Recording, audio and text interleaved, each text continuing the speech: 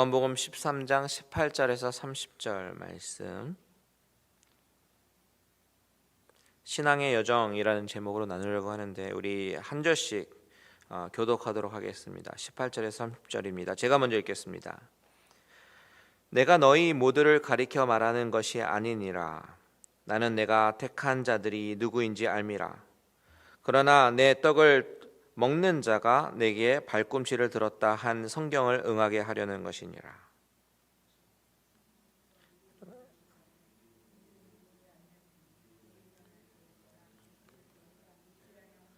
내가 진실로 진실로 너에게 이르노니 내가 보낸 자를 영접하는 자는 나를 영접하는 것이요 나를 영접하는 자는 나를 보내신 이를 영접하는 것이니라. 예수께서 이 말씀을 하시고 심령이 괴로워 증언하여 이르시되 내가 진실로 진실로 너희에게 이르노니 너희 중 하나가 나를 팔리라 하시니 제자들이 서로 보며 누구에게 대하여 말씀하시는지 의심하더라. 예수의 제자 중 하나 곧 그가 사랑하시는 자가 예수의 품에 의지하여 누웠는지라. 시몬 베드로가 머리짓을 하여 말하되 말씀하신 자가 누구인지 말하라 하니 그가 예수의 가슴에 그대로 의지하여 말하되 주여 누구이니까. 예수께서 대답하시되 내가 떡 한 조각을 적셔다 주는 자가 그니라 하시고 곧 한 조각을 적셔서 가룟 시몬의 아들 유다에게 주시니 조각을 받은 후 곧 사탄이 그 속에 들어간지라. 이에 예수께서 유다에게 이르시되 내가 하는 일을 속히 하라 하시니 이 말씀을 무슨 뜻으로 하셨는지 그 앉은 자 중에 아는 자가 없고 어떤 이들은 유다가 돈궤를 맡았으므로 명절에 우리가 쓸 물건을 사라 하시는지 혹은 가난한 자들에게 무엇을 주라 하시는 줄로 생각하더라. 다 같이 있습니다. 유다가 그 조각을 받고 곧 나가니 밤이로라. 아멘. 잠시 기도하고 말씀 보겠습니다. 살아계신 하나님 감사합니다. 이 시간에 하나님의 말씀을 듣습니다. 하나님의 말씀이 부족한 종의 입술을 통해서 선포될 때에 이 말씀을 듣고 하나님 우리가 하나님의 뜻에 맞게 순종하며 살아갈 수 있는 귀한 믿음의 식구들이 되게 하여 주시옵소서. 모든 영광 주님께 올려드리기 원하며 예수님의 이름으로 기도합니다. 아멘. 우리는 지난 시간에 우리가 행복이라는 주제로 말씀을 나누었습니다. 여러분 주 안에서 행복하셨습니까? 우리 옆 사람과 같이 한번 인사합니다. 지난 일주일 동안 행복하셨습니까? 지난 일 동안 행복하셨습니까? 네. 우리가 지난 시간에 행복이란 주제로 말씀을 나눴는데요. 주님이 말씀하시는 행복은 발을 닦아주는 자의 행복이었습니다. 이것은 예수님을 알지 못하는 세상 사람들의 관점에서 보면 전혀 이해를 할 수가 없는 어려운 행복입니다. 왜냐하면 세상적인 관점에서는 행복이라는 것이 어떻게 경험이 되냐면 내가 원하는 것을 성취하고 혹은 쟁취했을 때 얻어지는 것이 행복이다라고 착각하기 때문입니다. 내가 필요한 돈과 권력을 내 두 손에 쥐었을 때에 그것을 통해서 다른 사람들에게 영향력을 발휘할 때에 자신은 성공한 사람이라고 착각하게 됩니다. 그리고 그것을 통해서 성취감과 행복감을 찾으려고 하지요. 이것이 세상의 행복이에요. 하지만 주님이 말씀하시는 행복은 다른 사람을 섬길 때, 내가 낮아질 때, 내가 희생이 되어질 때, 용서를 구하고 용서를 하려고 할 때 행복이 찾아온다라고 말씀하십니다. 그래서 17절에 주님께서 뭐라고 하셨어요? 너희가 이것을 알고 행하면 복이 있으리라 라고 말씀하셨어요.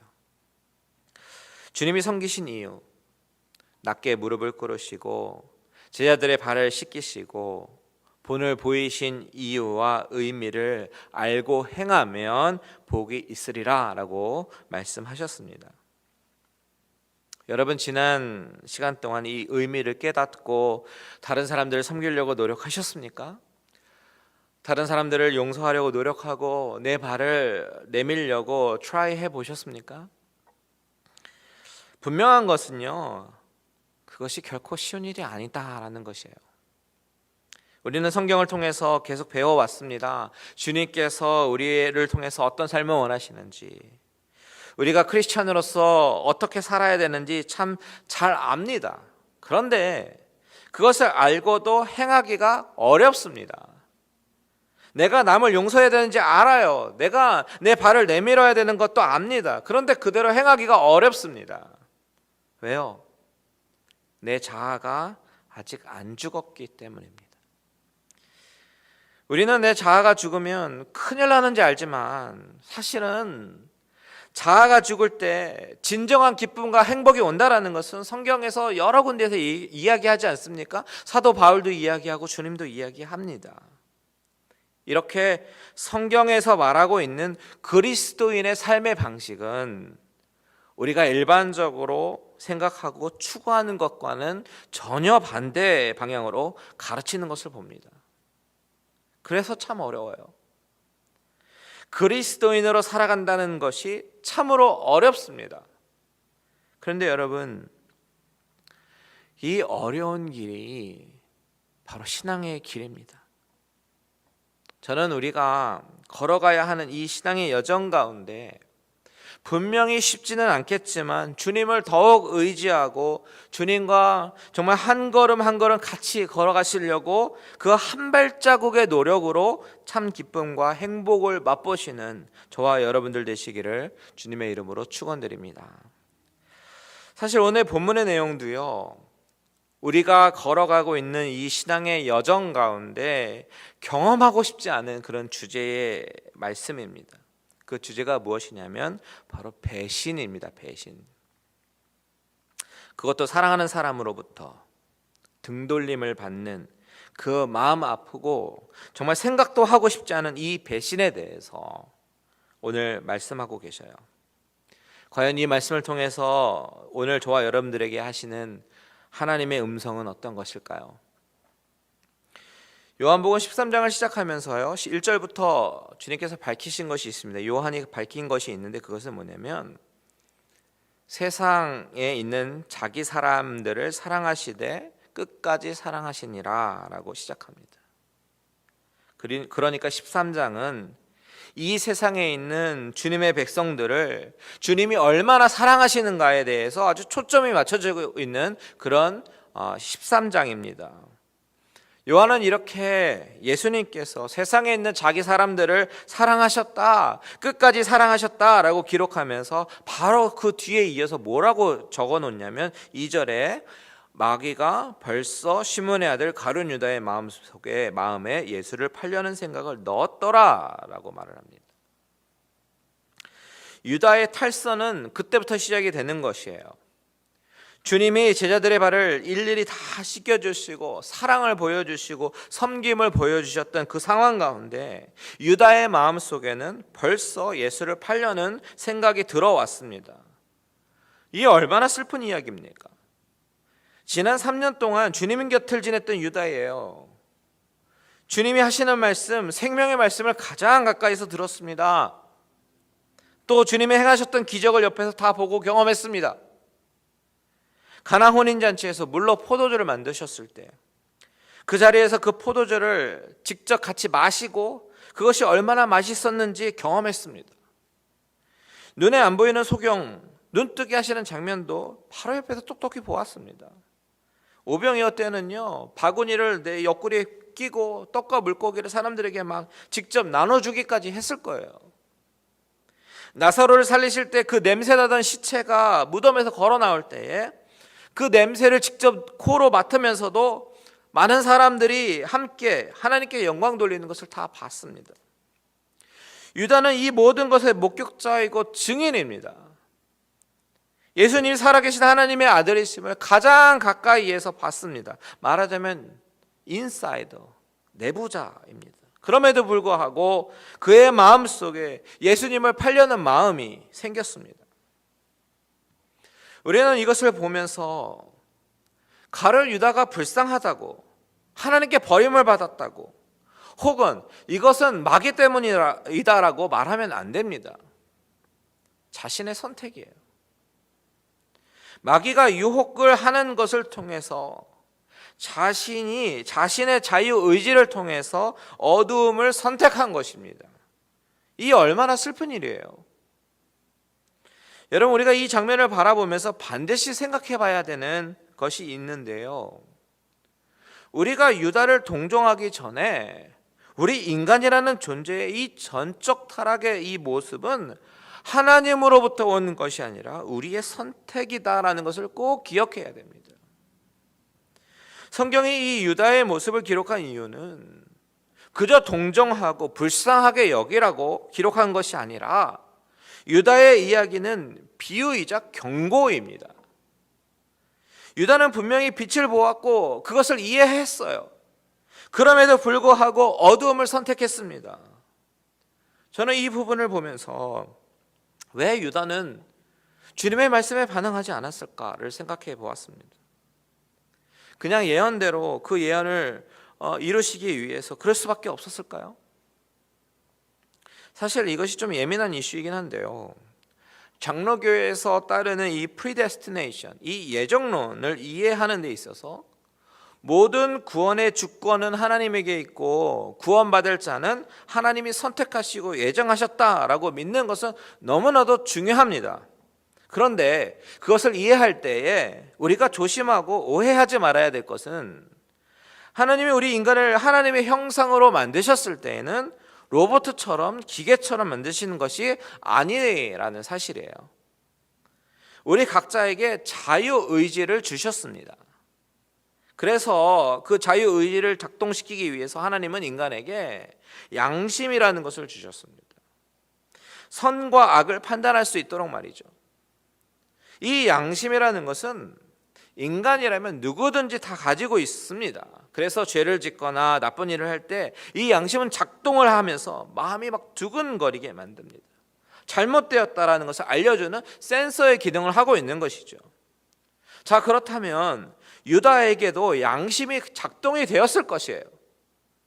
그 결정적인 근거는 뭐냐면 마지막에 막 후회하면서 돈을 돌려주려고 하고 목을 매달아 자살을 한 모습에서 그가 얼마나 양심의 가책이 되었는가 우리는 알 수가 있습니다.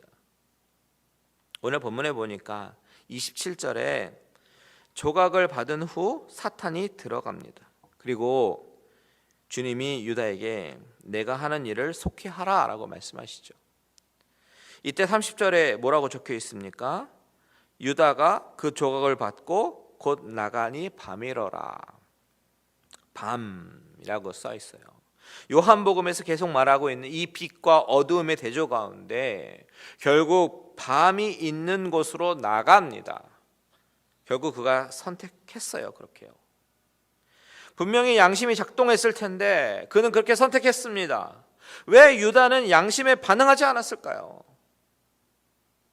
그것에 대해서 디모데전서에서 힌트가 있어요. 디모데전서 4장 2절 읽겠습니다. 시작. 자기 양심이 화인을 맞아서 외식함으로 거짓말하는 자들이라. 바울은 아들과 같은 디모데에게 편지를 쓰면서 양심이 화인 맞은 자에 대해서 언급을 합니다. 양심이 화인 맞았다라고 하는 것은 양심이 무감각해지는 것을 말하는데 바로 그 앞절 4장 1절에 보면요, 화인 맞은 양심의 결과에 대해서 말하기를 믿음에서 떠나 미혹하는 영과 귀신의 가르침을 따르리라 라고 말을 합니다. 그러니까 화인 맞은 양심의 결과는 믿음에서 떠나게 되고 귀신과 미혹하는 영의 가르침을 따르게 되는 것입니다. 딱 유다의 모습입니다. 양심에 화인 맞은 사람은 양심으로 할 수 있는 거 다 할 수 있어도요, 유독 하나님의 사랑의 음성에는 반응하지 못하는 사람입니다. 예를 들면 동물이 학대되는 것을 보면 마음이 아픕니다. 슬픈 영화를 보면 눈물이 납니다. 거짓말을 하게 되면 죄책감이 들어요. 그런데 하나님이 세상을 이처럼 사랑하셔서 독생자를 보내주셔서 그 십자가에서 처참하게 돌아가셨다라는 그 사실은 철저하게 무감각하게 반응하지 않는 사람이 바로 양심에 화인 맞은 사람입니다. 물론 유다에게도 돌이킬 수 있는 기회가 있었습니다. 주님이 그 더러운 발을 씻어주셨을 때에 그때 반응할 수 있었지만 그 회개할 수 있는 기회에도 반응하지 않았습니다. 양심이 있었는데, 나중에 후회하고 자살할 정도로 양심이 있었는데 회개할 수 있는 기회에 반응하지 않았습니다. 떡 한 조각을 찍어서 주셨을 때 그의 양심은 반응하지 않았습니다. 이와 같은 사건을 적은 마태복음 26장에 보면요, 제자들은 주님의 말씀을 듣고 이제 하나같이 막 근심 걱정하기 시작하는 거예요. 그래서 주님께 물어보면서 확인하려고 합니다. 주님, 나는 아니지요. 주님, 나는 아니지요. 그때 유다도 물어봅니다. 마태복음 26장 25절 보십시오. 다 같이 읽겠습니다. 시작. 예수를 파는 유다가 대답하여 이르되 랍비여, 나는 아니지요. 대답하시되 내가 말하였도다 하시니라. 사실 이것은 주님이 주시는 마지막 회개의 기회입니다. 그런데 밤이 있는 바깥으로 결국은 나갔어요. 여러분, 이 사건을 통해서 우리에게 보여주시면서 하나님이 우리에게 무슨 말씀을 하고 있는 걸까요? 하나님이 우리에게 수많은 사랑을 보여주시고 구원의 기회를 주십니다. 목사님을 통해서, 전도자를 통해서, 설교 방송을 통해서, 혹은 다른 사람의 간증을 통해서 우리에게 복음을 들려주십니다. 그런데 그럼에도 불구하고 어둠의 길을 선택하는 사람이 있어요. 왜 그렇습니까? 기본적으로 우리는 타락한 죄인이기 때문에 그렇습니다. 우리는 기본적으로 죄인이라서 죄를 지으려고 하는 경향이 있는 사람들인데, 그럼에도 불구하고 하나님은 자꾸 회개의 기회를 주십니다. 돌이킬 수 있는 기회를요. 그 기회를 잡는 사람도 있고 그 기회를 그냥 놓아버리는 사람도 있습니다. 그 기회를 잡는 사람은 그 복음이 마음속에 울렸을 때에, 양심의 가책이 되었을 때에, 마음이 뒤흔들려질 때에 반응하고 회개하고 주님의 자녀가 되기로 작정하는 사람입니다. 이것이 은혜입니다. 이것이 왜 은혜냐면 기본적인 죄인의 마음속에 들려지는 복음에 반응할 수 있기 때문에 이것이 은혜인 거예요. 그런데 복음을 들었어도 이것이 나의 이야기가 아니라고 치부하게 되면요, 그 선택의 결과는 바로 자신에게 있는 것입니다. 하나님을 탓할 수가 없습니다.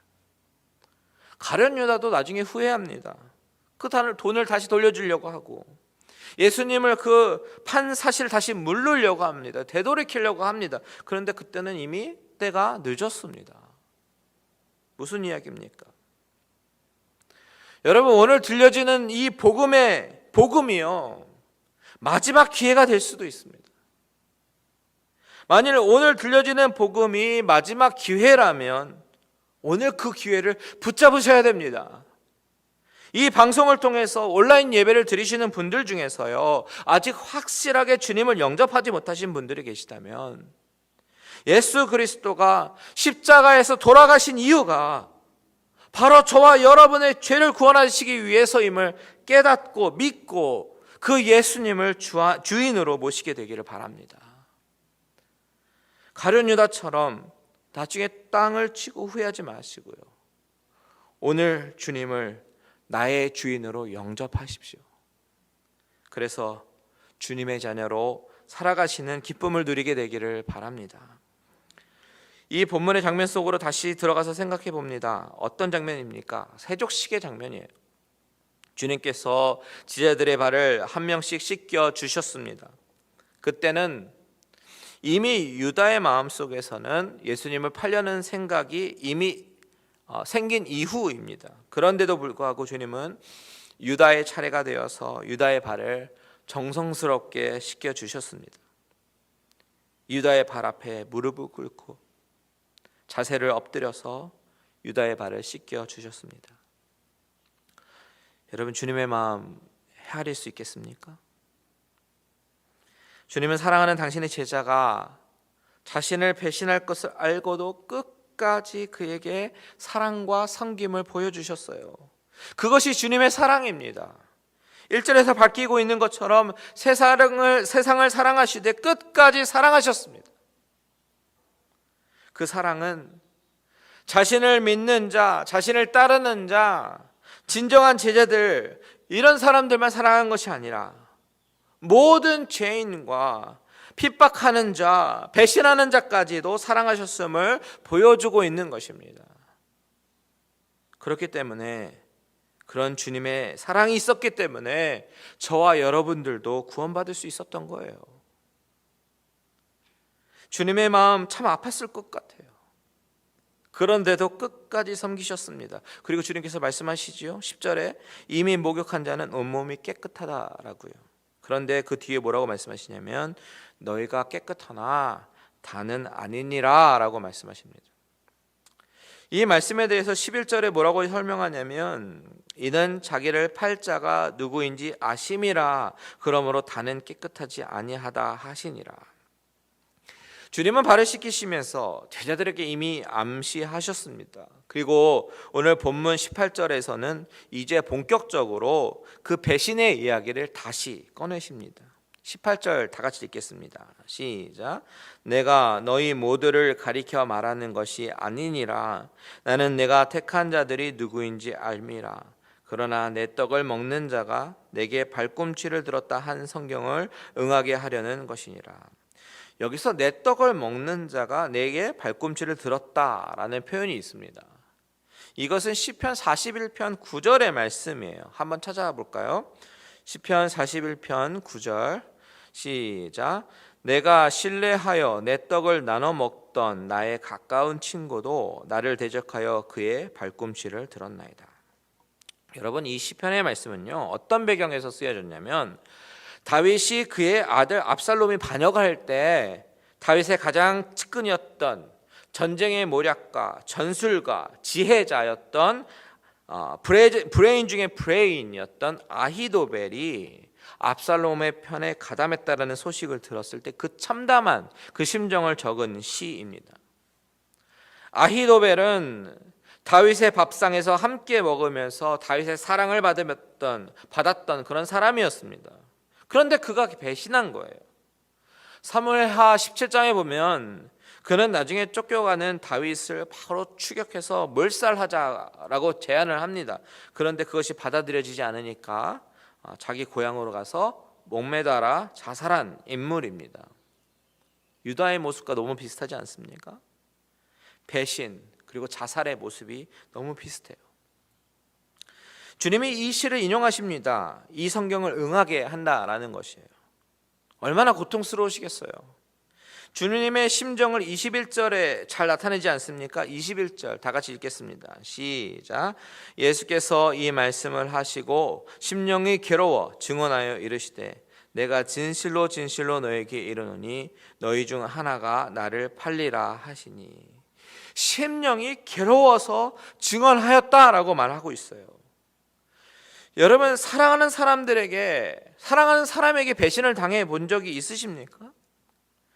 정말 철떡같이 믿었고 이 사람만큼은 나와 평생 같이 할 사람이라고 생각했고 믿었는데 그런 사람으로부터 배신을 당해 보셨습니까? 이미 경험해 보신 분들은 이것이 얼마나 큰 아픔이고 고통인지 아마 실감하실 거고요. 아직 경험해 보지 않으셨어도 상상만 해도 너무 힘들 것 같지 않으십니까? 주님이 경험하신 이 배신의 사건을 통해서 우리에게 여러 가지를 보여주시는데요. 그 중에 하나는 우리의 신앙 여정이라고 하는 것이 이렇게 아프고 힘든 일도 지나가야 함을 알려주시는 것이기도 합니다. 주님이 경험하셨다라고 하는 것은 우리도 그 길을 경험할 수 있다라는 이야기예요. 아니, 좀 더 정밀하게 말씀드리면 크던 작던 다 경험하게 되실 것입니다. 얼마나 힘들까요? 하지만 꿋꿋이 이겨나가시길 바랍니다. 왜냐하면 주님도 그 상황 가운데 사명을 향해 전진하셨으니까요. 사실 저에게 가장 두려운 부분도 이것입니다.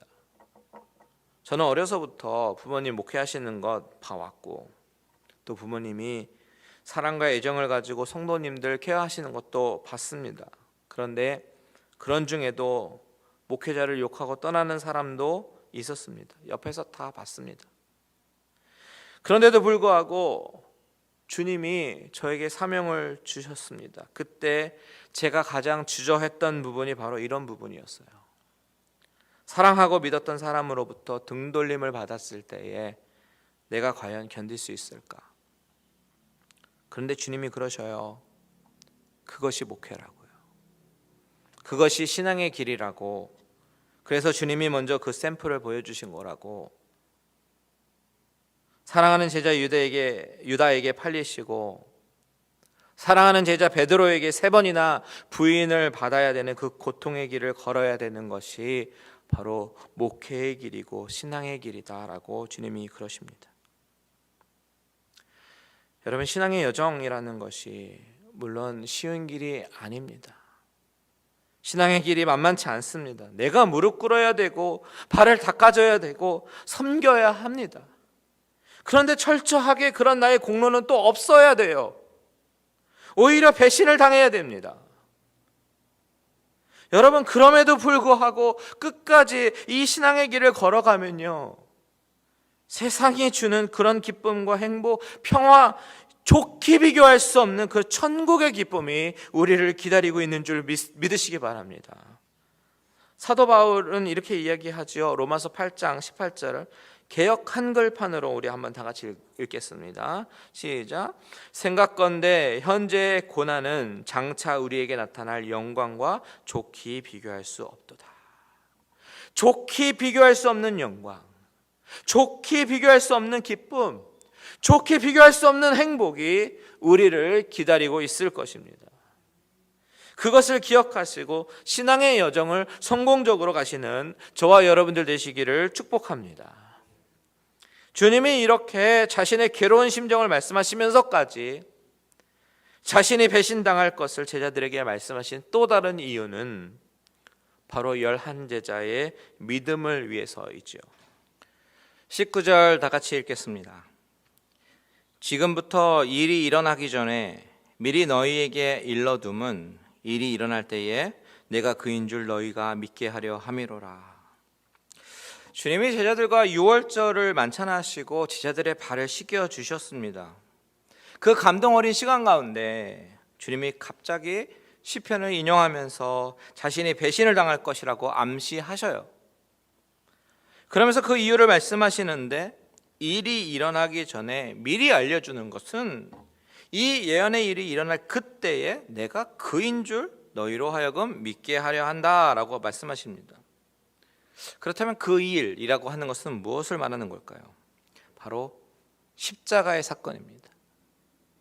십자가 위에서 머리에서는 찢어진 두피에서 피가 흐르고요, 창으로 찔린 옆구리에서 피가 흐르고 온몸은 채찍으로 만신창이가 되어 있을 그 사건, 그 일을 말씀하고 계시는 거예요. 여러분, 그때 제자들이 겪을 그 당혹감, 망연함, 그런 가운데 제자들의 심정이 어떻겠습니까?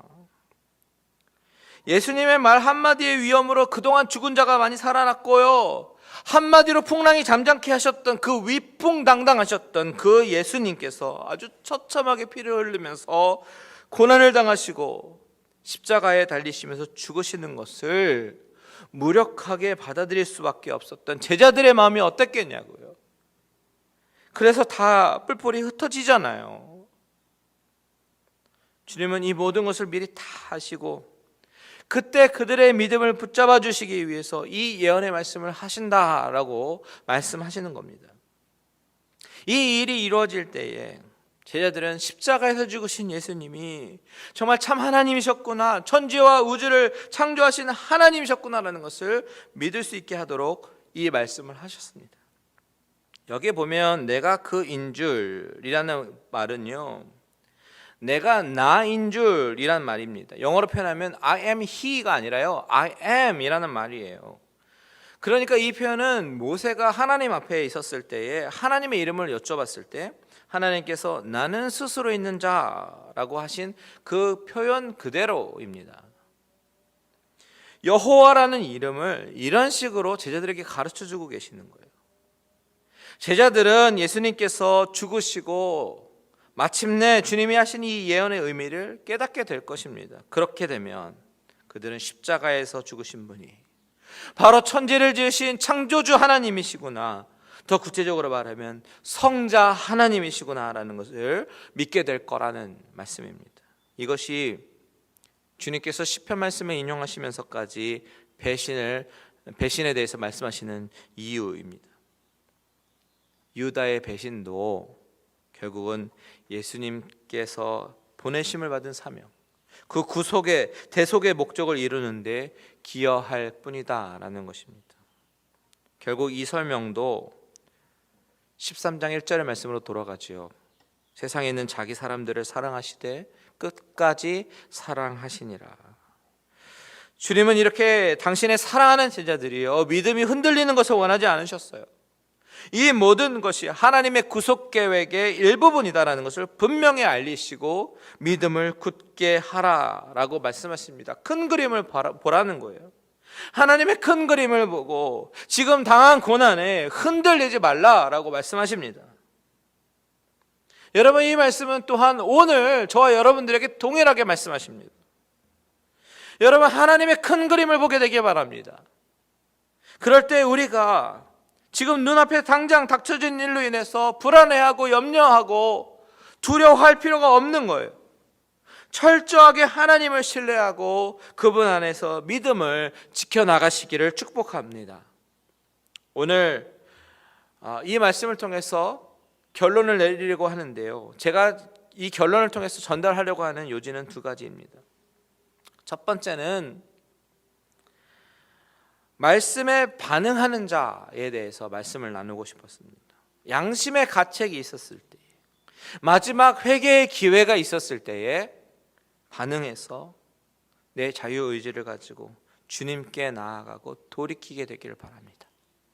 두 번째는 신앙의 여정이라고 하는 것. 이 신앙의 여정이라고 하는 길, 결코 쉬운 길이 아닙니다. 어려운 길이고 아픈 길이고 고통스러운 길입니다. 배신을 경험할 수 있는 그런 길입니다. 하지만 끝까지 먼저 걸어가신 주님을 붙잡고 이 신앙의 길을 완주하시기 바랍니다. 그래서 나중에 천국에서 우리 다 같이 환하게 만나게 되시기를 주님의 이름으로 축원드립니다. 아멘. 우리 다 같이 주님 다시 오실 때까지 찬양하고 기도합니다.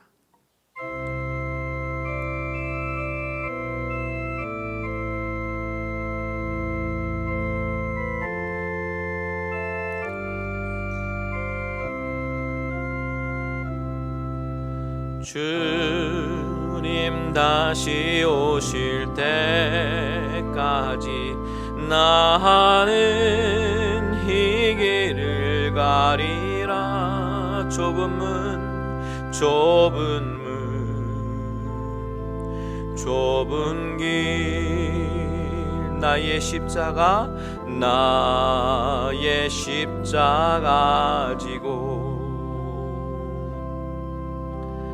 나의 가는 이 길 끝에서 나는 주님을 보리라. 영광의 내 주님 나를 맞아주시리. 주님 다시 오실 때까지 나는 일어나 달려가리라. 주의 영광 온 땅 덮을 때 나는 일어나 노래하리. 내 사모하는 주님 온 세상 구주시라.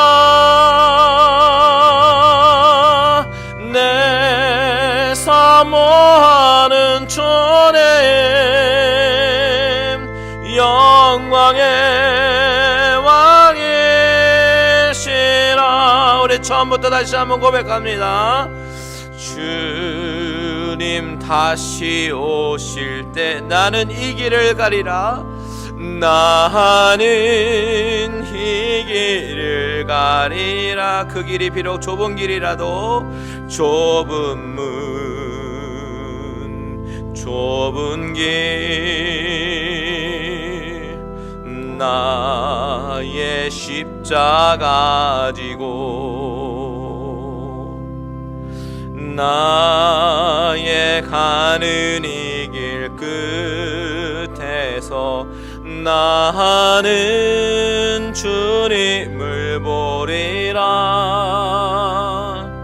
영광의 내 주님 나를 맞아주시리. 다같이 고백합니다. 주님 다시 오실 때까지, 주님 다시 오실 때까지 나는 일어나 달려가리라. 주의 영광 온 땅 덮을 때 나는 일어나 노래하리. 내 사모하는 주님, 내 사모하는 주님, 온 세상 구주시라. 내 사모하는 주님, 영광의 왕이시라. 내 사모하는 주님, 내 사모하는 주님,